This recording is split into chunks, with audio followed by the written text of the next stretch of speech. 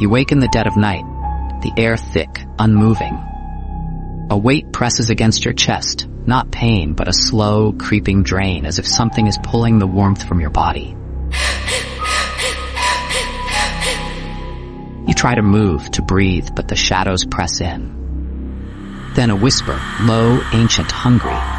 You forgot the offerings. A chill runs through you. The Akkadians knew this feeling well. They feared the Ekimmu. Restless spirits, cursed to wander, feeding on the living. They carved spells into stone, burned incense, left food at their ancestors' shrines. But you've done nothing. The whisper grows closer. Cold breath brushes your ear. I have waited long enough. And then the darkness takes you.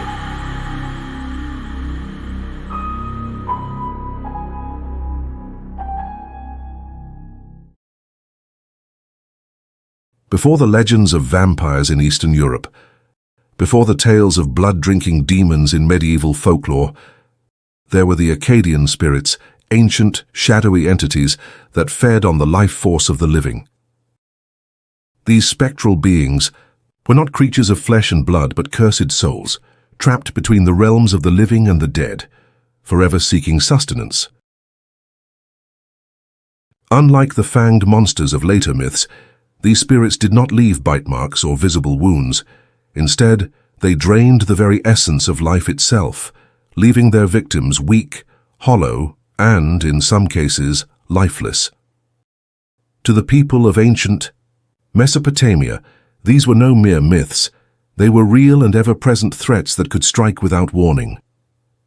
In the great cities of Akkad, Babylon, and Nineveh, where mighty ziggurats towered over bustling streets, whispers of these terrifying entities filled the air. Akkadian priests and scholars recorded their existence on cuneiform tablets, describing how they crept into homes at night, unseen yet all-powerful. They were believed to be spirits of the unburied dead, those who had died violently or were denied proper funerary rites, condemned to roam the world in search of victims. The Akkadians feared that these spirits could attach themselves to the living, draining them over time until only an empty shell remained. Their presence was marked by unexplained illnesses, disturbing nightmares, and an overwhelming sense of dread. These spirits, known as Ekimmu and Utukku, were among the most feared supernatural entities in Mesopotamian belief. Unlike benevolent ancestors who watched over their descendants, these lost souls were vengeful and insatiable. Their hunger for life was relentless, and their wrath could not easily be appeased.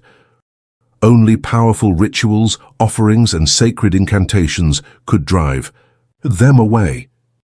But for those who had already been marked by their touch, escape was almost impossible.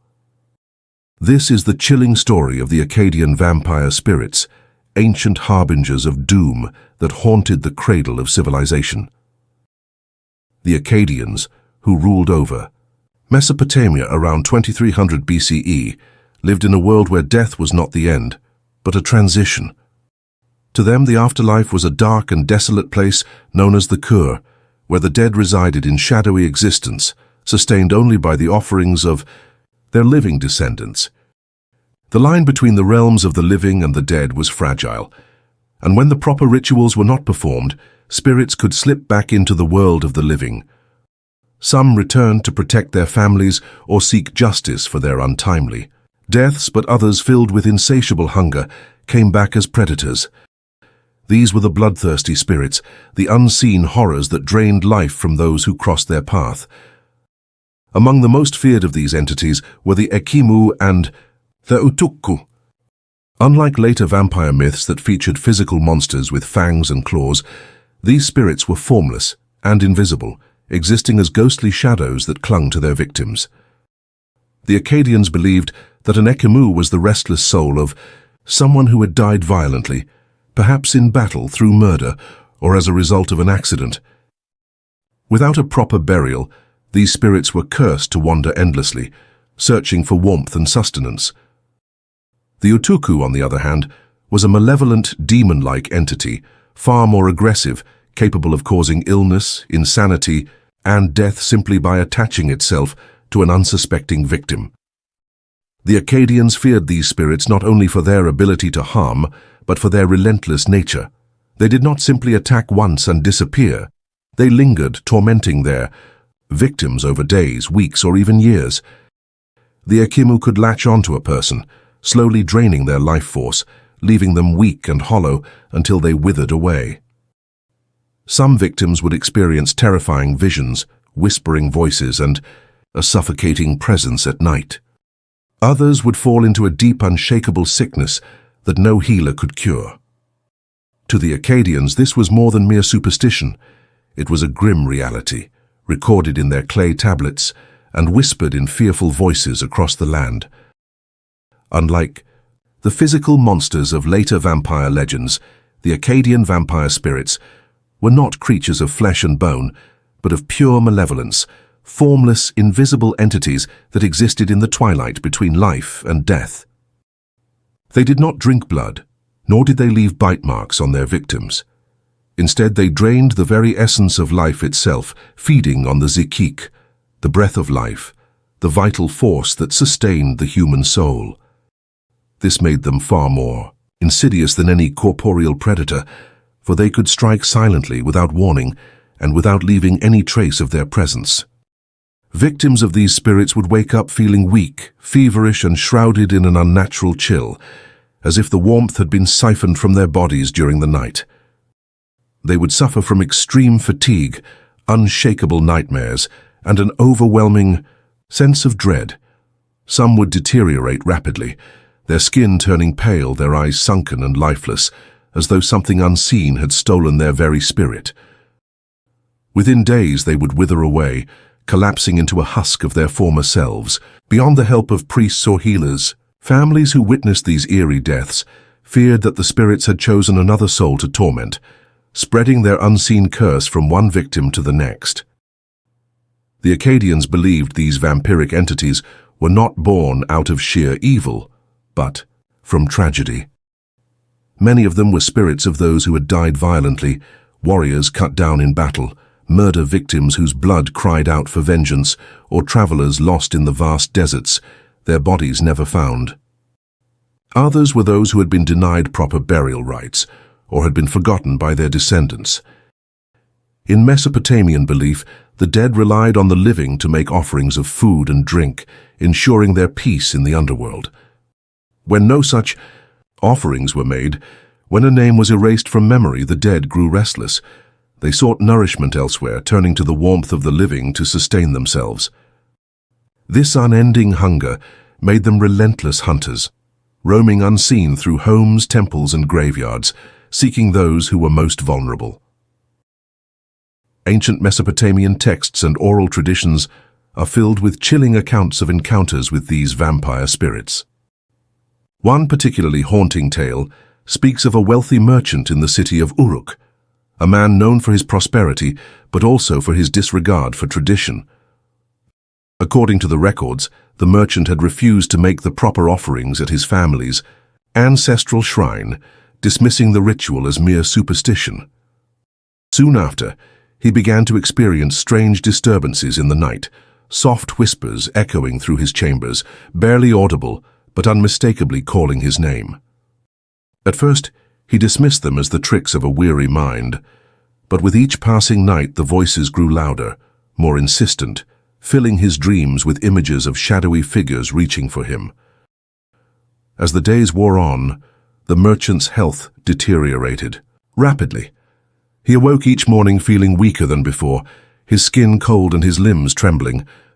Physicians could find no illness, yet he grew paler with every sunrise, as though something unseen was draining the very life from him. His servants reported seeing the flickering of dark shapes in the corners of his home, strange gusts of cold, air where none should be. One evening, after weeks of torment, he failed to wake at all. His lifeless body lay motionless, his face frozen in an expression of horror. Desperate for answers, his grieving family turned to the priests of the great temple, who revealed a terrifying truth. An Ekimmu had attached itself to him, feeding on his soul until nothing remained. To the Akkadians, Such attacks were never mere chance. These spirits did not strike at random. They were harbingers of justice and vengeance, drawn to those who had offended the spirits of the dead. It was believed that a person who neglected their ancestors, disturbed a burial site, or desecrated sacred ground would be marked for torment. The Ekimmu and Utukku did not merely seek sustenance. They sought retribution. Temples held strict purification rituals to rid victims of these curses, involving prayers, offerings, and the recitation of powerful incantations. In some cases, priests would instruct families to prepare feasts at the graves of the forgotten dead, hoping to appease the spirit and send it back to the underworld. But for those who had been claimed completely, there was no salvation. Their names would become cautionary tales, warnings passed down through generations about the dangers of angering the restless dead. The Akkadians, living in constant awareness of the restless dead, developed an array of protective measures to safeguard their homes and loved ones from the vampiric spirits that lurked in the darkness. These were not mere superstitions, but deeply ingrained rituals woven into their daily lives meant to appease the spirits of the deceased and ward off those who sought to drain the living. Priests, the spiritual guardians of Akkadian society, played a crucial role in defending against these malevolent entities. They inscribed powerful incantations onto clay tablets, calling upon the gods and spirits of the underworld to shield the living from harm. These tablets, etched with sacred symbols and protective spells, were placed in homes, at city gates, and near the tombs of the dead to prevent spirits from wandering beyond their resting places. It was believed that as long as the names of the deceased were spoken and their souls were honored, they would remain at peace. Families made regular offerings of food, water, and beer at ancestral shrines, ensuring that the spirits remained nourished and had no need to seek sustenance from the living. However, when a spirit turned hostile, more aggressive measures were required. Fire, long revered for its purifying power, was often used in exorcisms. Priests and temple exorcists would burn sacred incense, myrrh, and special oils to cleanse a haunted home, the smoke acting as a barrier that drove spirits back into the underworld. In extreme cases, when a spirit refused to leave, entire homes or possessions of the afflicted might be burned to sever the connection between the living and the dead.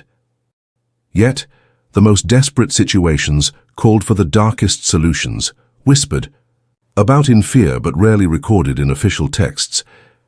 Some believed that a life could be exchanged for another, a ritual sacrifice that would satisfy the insatiable hunger of the Ekimmu. This might involve the offering of an animal, but in the most extreme cases, human sacrifices were rumored to have taken place in secret. A condemned prisoner, an outcast, or even a member of a family willing to make the ultimate sacrifice could be given to the spirits to break their hold. While such practices were officially denounced by temple authorities, the fear of these vampiric spirits was so great that some were willing to go to any lengths to rid themselves of the unseen horrors that drained the life from their kin.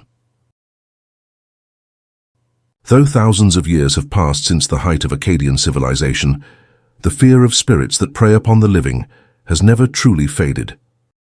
The Akkadian Ekimmu and Utukku were among the earliest recorded vampiric entities, but they were far from the last. Their terrifying legacy can be traced through the centuries, evolving and adapting to new cultures, yet always maintaining the same core essence, the belief in spirits that drain the life force of the living.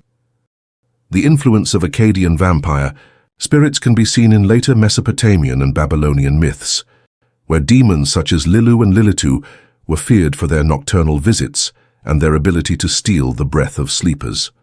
These myths spread westward, taking root in ancient Greece and Rome, where similar spirits like the Lamia and Striges were said to prey upon humans. Over time, these beliefs gave rise to the Slavic strigoi, creatures that fed on the blood and souls of the living, and ultimately to the iconic vampire legends of medieval Europe. The transition from the formless, shadowy Ekimmu to the fanged undead aristocrats of Transylvania may seem drastic, but the essence of the myth remains the same: beings cursed to roam the earth, unable to rest, feeding on the essence of the Tai, living to sustain their existence. Even in modern times, echoes of the Akkadian vampire spirits persist. The concept of sleep paralysis, often associated with a suffocating, malevolent presence, bears a striking resemblance to ancient Mesopotamian descriptions of the Ekimmu draining the life from their victims. Folk tales of ghostly apparitions, shadowy figures and unseen entities that bring sickness and misfortune mirror the fears that haunted the Akkadians thousands of years ago. Perhaps in some forgotten and shadowed corners of the world, these ancient spirits still linger, drifting through the veil between life and death, seeking the warmth of the living to satisfy their eternal hunger. Are these merely the echoes of ancient superstition, or is there something far older, far darker, still lurking in the unseen world? The Akkadians lived in constant awareness of the spirits that walked among them, believing that the dead were never truly gone. To them, the Ekimmu were not myths or stories meant to frighten children, but real entities that could drain the essence of the living, leaving only husks behind. These spirits were feared, worshipped, and appeased, yet never fully understood. Across cultures and generations, the idea of vampiric spirits has persisted, evolving from the shadowy Utukku of Mesopotamia to the fanged creatures of legend. Despite advancements in science and medicine, the fear of unseen forces stealing away life in the night still lingers in the human psyche. People across the world still report feeling an unexplainable presence in the dark, waking with an unnatural weakness, or experiencing the chilling weight of something unseen pressing down upon them as they sleep. Are these simply tricks of the mind, or could they be remnants of an ancient horror, one that has never truly left us? The Akkadians believed in the Ekimmu. They left offerings, carved protective spells, and feared the vengeance of the forgotten dead. But the question remains, do you? Thank you for watching. Please like, share, and subscribe.